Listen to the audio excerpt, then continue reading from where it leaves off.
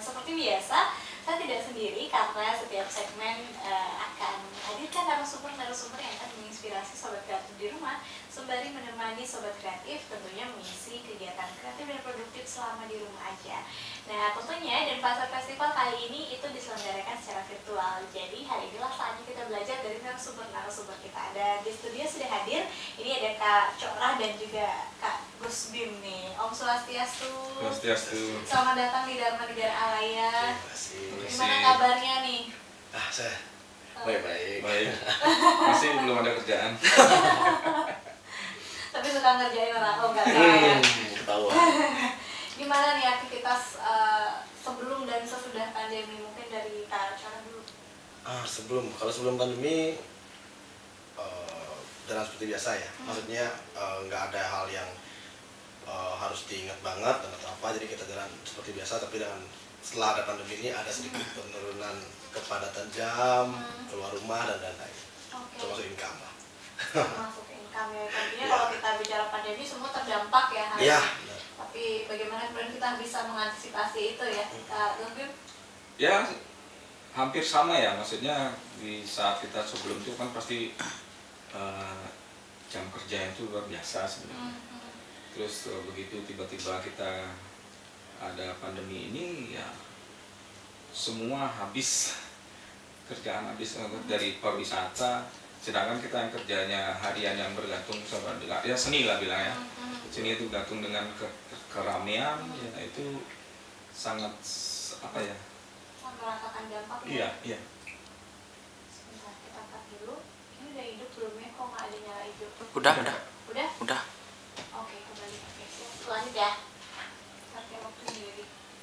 And action. Iya, jadi kalau bicara mengenai dampak pandemi, tentunya ini semua orang pasti terdampak ya hari ini. Cuman bagaimana kemudian kita bisa mengantisipasi itu yang penting. Nah, kalau bicara mengenai konserku nih, ini kan menarik sekali nih. Bisa cerita nggak sih sedikit kepada Sobat Digital ini bergerak di bidang apa? Kemudian kalau dari namanya sih udah ketahuan ya, tapi mungkin lebih detailnya nih, siapa yang akan menjelaskan dulu? Oke, saling. Silakan. Sebenarnya kita awal apa ya rencana konser ini jadi dalam bentuk aplikasi. Saya sama Coka sempat ngobrol-ngobrol sebelum pandemi kayaknya sebelum pandemi ini ngobrol mengenai kita off air udah ada titik jenuh juga konser titik jenuh itu mungkin ada juga jadwal sesekali pengen bikin konser yang bukan konser sih ya, bikin acara yang online gitu, yang biasa orang pakai itu kan YouTube ya waktu itu. Saya pikir juga ke arah mungkin kedepannya itu banyak akan mengambil cara seperti online ya, konser apapun itu ya. Jadi program seperti itulah, tapi pengen bikin aplikasi itu bikin aplikasi itu kan luar biasa dananya itu biayanya. Jadi sempat ngobrol sama Corah, diterjemahkan sama Corah. Ya jadilah jadi aplikasi ini. Jadilah sebuah aplikasi namanya Konserku. Itu platform buat teman-teman sebenarnya bukan hanya band atau yang berkecimpung di musik aja. Jadi apapun sebuah show atau perform yang bisa ditiketkan secara virtual itu bisa pakai Konserku. Oke, ini sebenarnya sudah dari kapan nih Kak? Di pembicaraannya atau jadinya? Jadinya. Oke, kalau jadinya sudah dari bulan Juli tahun 2020. Oke, berarti pembicaraannya sebenarnya sebelum pandemi ya? Pembicaraannya kita udah dari Desember 2019. Ya, jadi pembicaraannya kita sudah mulai dari Desember 2019. Oke, berarti pembicaraannya sudah dari Desember 2019, kemudian terrealisasi. Nah, sampai saat ini kemudian seperti apa nih plan selanjutnya nih terkait dengan platform digital ini? Ya, jadi memang untuk platform kita sudah start developnya, pembuatannya itu start dari bulan Februari. Jadi dari proses pembuatannya pun sudah kita mulai dari kita belum tahu saat udah ada pandemi atau enggak gitu. Jadi sudah jalan sampai akhirnya bulan Juli pertengahan pas itu pertama kali kita rilis di Google Play Store. Berarti bisa di-download ya? Iya, sudah bisa di-download di Android dan sampai kemarin tanggal berapa ya? Beberapa minggu yang lalu akhirnya kita rilis di App Store. Wah, keren banget. Jadi sobat kreatif yang penasaran nih seperti apa bisa googling dulu, terus bisa langsung menuju ke Play Store ya untuk download ya. Oke. App Store dan Play Store. Oke, App Store dan juga Play Store. Jadi ini sebenarnya gimana nih cara untuk bergabung nih? Kalau misalnya ini kan platform yang memfasilitasi tentunya tadi ya performance beragam, tidak hanya konser musik saja tapi juga pagelaran lain. Gimana konsep kolaborasinya ke depannya? Oke, jadi konsep dari konserku yang saya tuangkan ke aplikasi ini, karena teman-teman bisa garap sendiri semuanya. Jadi pertama kali teman-teman yang harus lakukan itu adalah pertama bikin page artis kalian. Jadi kita terapin sama seperti media sosial lain. Bila kita hanya user pengguna biasa, tetap dengan media sosial, dengan semua fitur media sosialnya, dengan komen, like, posting dan semua segala macam bisa. Tapi saat teman-teman adalah seorang entertainer, entah band, musisi atau artis apapun itu, teman-teman ya termasuk gigs event juga itu bisa bikin page dulu di awal. Oke, setelah itu setelah bikin page, di sana ada fitur-fiturnya, menu-menunya, entah untuk posting, untuk create event live streaming dan segala macam. Tapi yang pasti di konserku semua event yang di create itu nggak bisa gratis. Oke. Jadi harus berbayar. Oke, jadi ini bentuknya platform untuk memfasilitasi acara-acara ya? Ya. Oke, keren banget idenya. Jadi siapapun dari latar belakang apapun yang memang memiliki acara bisa menggunakan platform ini sebagai medianya gitu ya? Oke. Ini tim berapa nih sekarang? Timnya beberapa. Ber-2000 tapi 1995-nya nggak tahu di mana. Jadi kita berlima. Sementara jadi saya Brigus dengan tugasnya, kalau secara sekarang saya belum menemukan apa nama posisi Brigus, tapi garis besarnya itu Brigus Bim seorang yang sebagai public relation dan penentu kayak kreatif ide itu benar. Kalau saya lebih ke marketing, masarin ini, masarin itu, iklanin di sini, kerjasama sana ini, kerjasama sana itu kayak gitu. Terus kita juga punya tim, karena kita main dari live streaming di awal, kita memang perlu tim seorang videographer dan beberapa orang-orang teknis di videografi.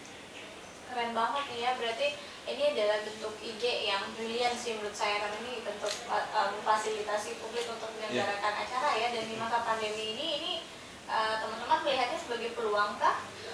Ini yang sering terjadi kesalahpahaman Gus ya. Iya. Oke. Jadi sebenarnya kan kita pemikiran ini kan kita sebenarnya hampir sama dengan orang bikin video di sosmed yang lain. Kita kalau di Saudi kayak YouTube itu kan dengan subscriber yang banyak, itu kan pasti sudah bisa secara penghasilan mereka sudah bisa dapat ya. Tapi ketika orang yang belum mempunyai subscriber yang banyak, sangat sulit untuk mendapatkan pendapatan lah bilang di video-video yang mereka bikin.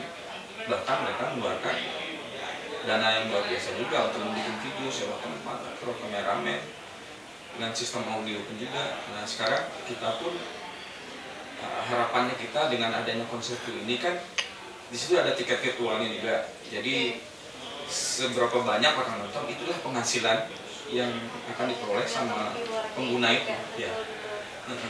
Jadi tiket itu kita bisa set berapa itu tergantung keinginan dari pengguna Sudah ada itu sendiri. range-nya nggak kira-kira? sudah ada apa? Range harga tiket? Kalau sampai sekarang kita udah jalan 3 bulan. Paling mahal sih teman-teman masang, karena harga tiket ini saya serahkan kembali ke talent. Saya serahkan, silakan atur sendiri mau jual tiketnya berapa. Kita hanya bermain sharing profit itu. Jadi ada pembagian sekian persen untuk aplikasi, sekian persen untuk talent gitu. Jadi teman-teman sampai sekarang sih yang paling mahal cuma jual 30.000. Sudah jalan berapa event nih? Wah banyak. Karena di awal Oke. kita launching waktu baru rilis di Google Play Store itu sebulan full kita launching. Jadi setiap hari, nggak setiap hari sih, ada jedanya juga. Cuma dalam sebulan itu full kita itu setiap hari ada band yang perform. Wah, menarik sekali nih Sobat Kreatif. Jadi ini bentuk inovasi baru ya, tapi kita kan pasti penasaran setidaknya handle event itu yang virtual sekarang by platform digital dan juga yang langsung nih seperti sebelum-sebelumnya. Nah, sebenarnya Windows nih senyum-senyum nih karena orang depan layar dan juga balik layar nih. Ya kalau secara rasa vibe gitu ya maksudnya. Kalau secara musisi emang sih kurang ya. Karena kita sering berhadapan dengan ribuan penonton. Ketika berhadapan dengan ribuan penonton, terus kita sekarang berhadapan dengan kamera-kamera. Itu lebih grogi sebenarnya. Apa yang kita bisa lakukan dengan tanpa penonton, tapi kira-kira, pura-pura ada penonton gitu loh. Agak susah sih ya. Tapi apa rasa konser itu memang tidak ada kalau secara kita lakukan virtual. Cuman apa yang kita jalankan sekarang dengan keadaan sekarang, mau tidak mau, seperti itu yang harus kita lakukan sekarang. Paling tidak ya mungkin bisa jadi kita dapat pendapatan juga. Paling tidak apa yang pernah sering kita lakukan tidak lupa. Ya mungkin ngeband kita di mana lupa mainnya gitu misalnya. Sekian bulan sudah kita ya. Oke, bicara mengenai musik nih, dulu sejak kapan sebenarnya nih terjun di dunia musik sampai sekarang bisa buat aplikasi ini, kan pasti ada prosesnya, bisa sharing singkat sih? Kalau saya bermusik dari SD sebenarnya, cuman arah profesional itu saya dari tahun 92, 93 itu udah mulai ngamen ceritanya di Kuta-Kuta. Saya masih 3 tahun. Oh, 3 tahun ya? Sama sih sebenarnya. Ya itu mulai kerja cari duit sambil kuliah gitu.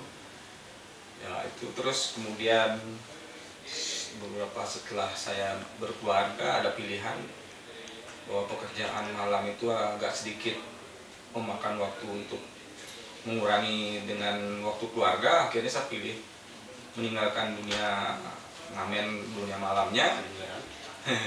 Kemudian ada teman-teman dari Lolot mengajak saya di manajemen Lolot sebagai manajernya. Manage juga nih Ya. Kemudian terus ada kesempatan lagi dengan Superman is Dead. Jadi additionalnya mereka ya lebih apa ya manggungnya itu kan kebaca lah, maksudnya mungkin setiap minggu ya. Kalau yang malam kan tiap malam itu buat keluarga nggak ada jadinya. Jadi tidak ada panggilan darurat istri ya, karena sudah terjadwal. Ya kalau jadi kakak sendiri nih, Kaca sendiri di bidang sebelumnya nih apa nih? Juga sama di bidang yang sama kah atau ada background lain? Kalau saya sebenarnya fokus di nganggur Pengajaran. dari lahir. Nah jadi saya bekerja di salah satu. Saya sempat saya menyelesaikan semua studi saya sampai yang terakhir di tingkat universitas di tahun 2009. Semua di sana. Jadi setelah itu saya fokus untuk pindah-pindah kerja. Maksudnya saya cari kerjaan untuk experience saya, pengalaman kerja saya. Pengalaman lah ya di banyak tempat.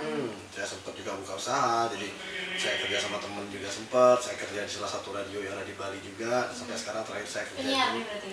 bukan.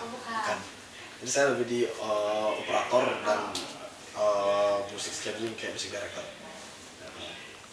Jadi itu sampai terakhir sekarang saya bekerja di salah satu perusahaan provider yang ada di Indonesia.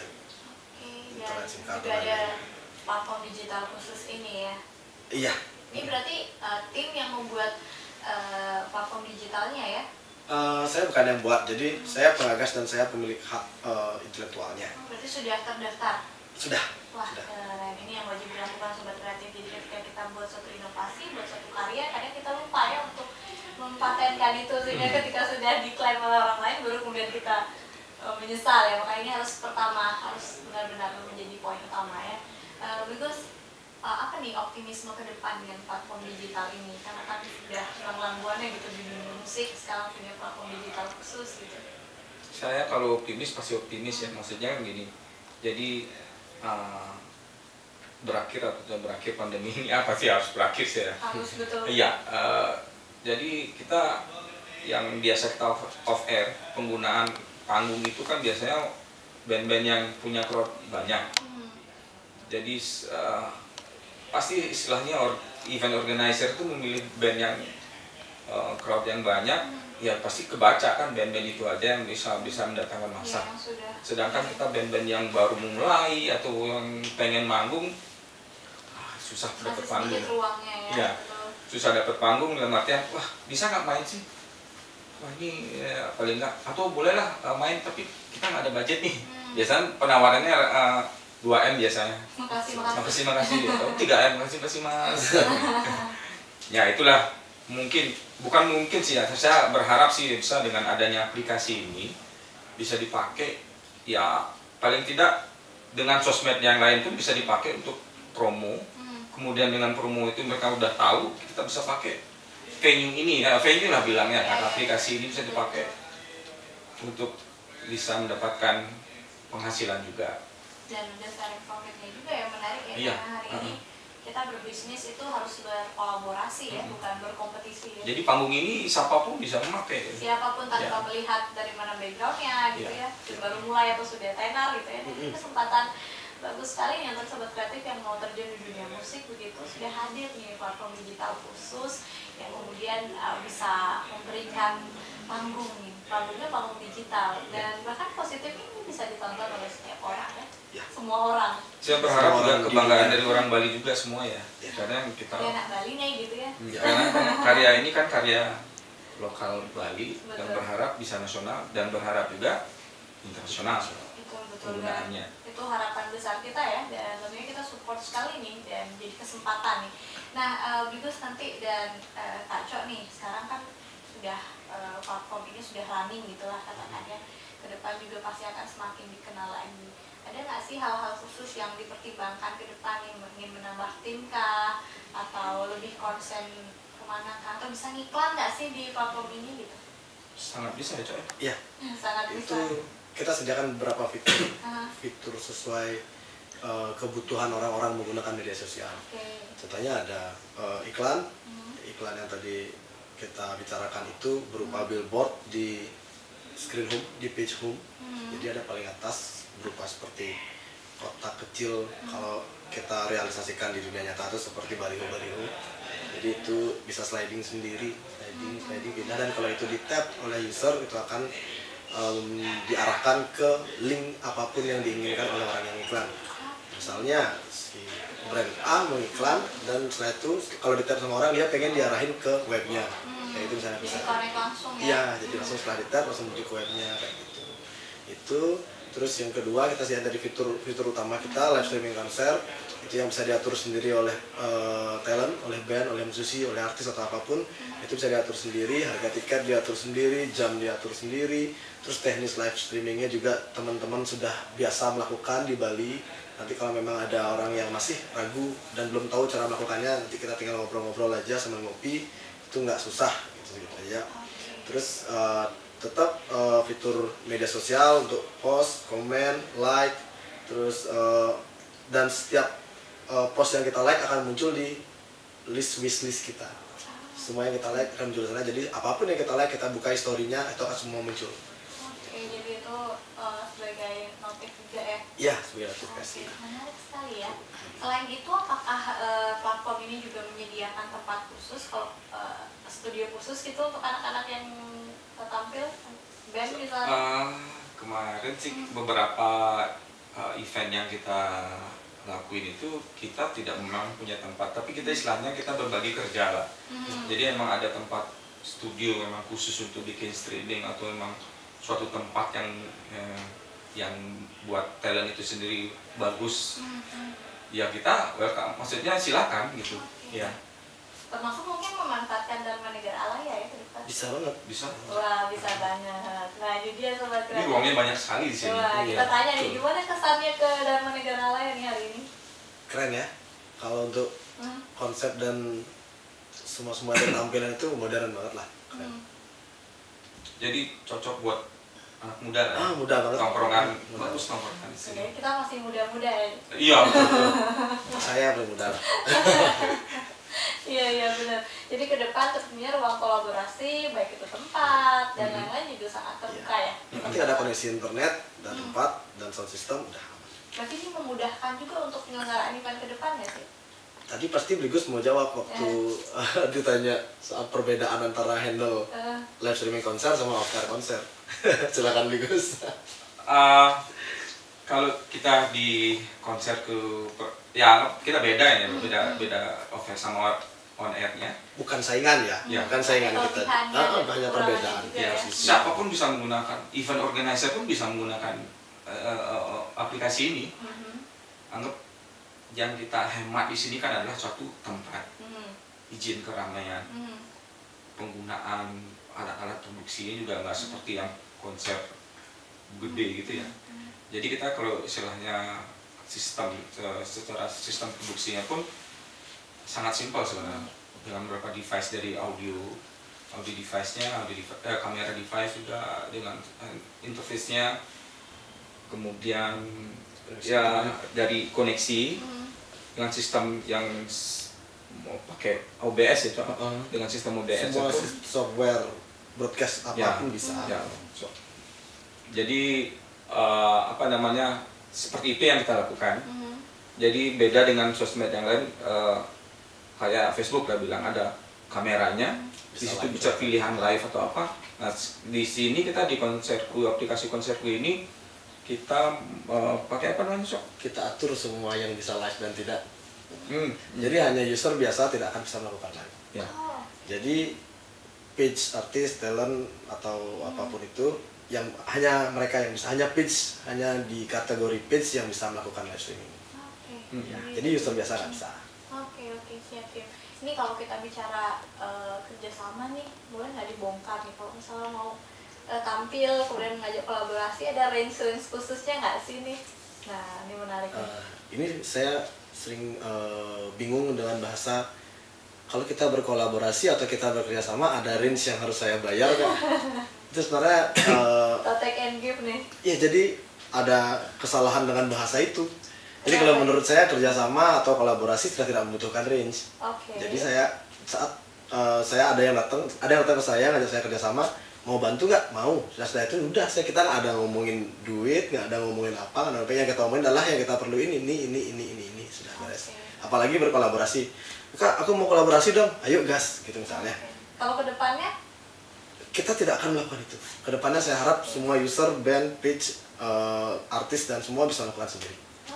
Ini menarik Sobat Kreatif, jadi sengaja saya pancing pertanyaannya supaya Sobat Kreatif yang menonton juga lega gitu ya. Jadi pasti pertanyaannya sama nih sama saya kan. Bisa saya tambahkan juga sedikit, karena kita aplikasi ini kan dengan sistem berbayar secara virtual itu. Jadi apa yang kita kasih di materi yang kita buat sama talent itu sendiri, paling tidak secara kualitas dari audio, video. Ya, kita lakukan itu untuk menjaga kualitas. Ya, karena kita tanggung jawabnya besar sekali. Kita dengan bertiket itu paling tidak kualitas yang kita berikan ke penonton harus bagus. Tidak sembarang dengan satu kamera dari kamera HP lah misalnya yang lakukan live gitu. Terus tangkapan capture-nya, audionya pun dari speaker kamera itu sendiri. Jadi kita kan nggak bagus secara ini. Jadi kita kalau secara yang kita pakai itu masuk dulu ke device audionya, mixer itu, kemudian mixer itu masuk ke device komputer itu sendiri, yang untuk ada standarisasi tersendiri lah ya, yang harus dipenuhi ya. Ada standar kualitasnya. Jadi orang puas lah nonton. Siap. Jadi benar-benar semua itu datang dari tiketing dan juga iklan ya. Itu yang kemudian support kegiatan ini ya.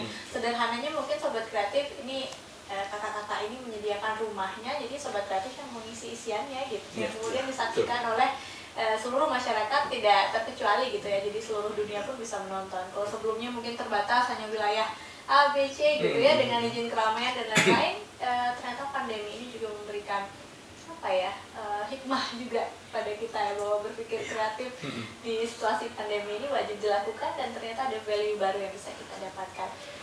Because ke depan nih, harapan ke depan nih terkait dengan platform ini ataupun mungkin ke depan terhadap pelaku seniman khususnya di dunia musik seperti apa?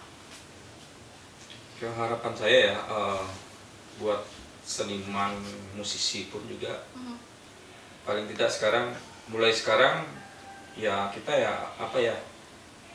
mungkin pintar-pintar memanfaatkan situasi ya dengan sekarang aplikasi ini mudah-mudahan itu menjadi sebuah jawabannya ke depannya bisa digunakan buat para musisi dan seniman-seniman yang lain.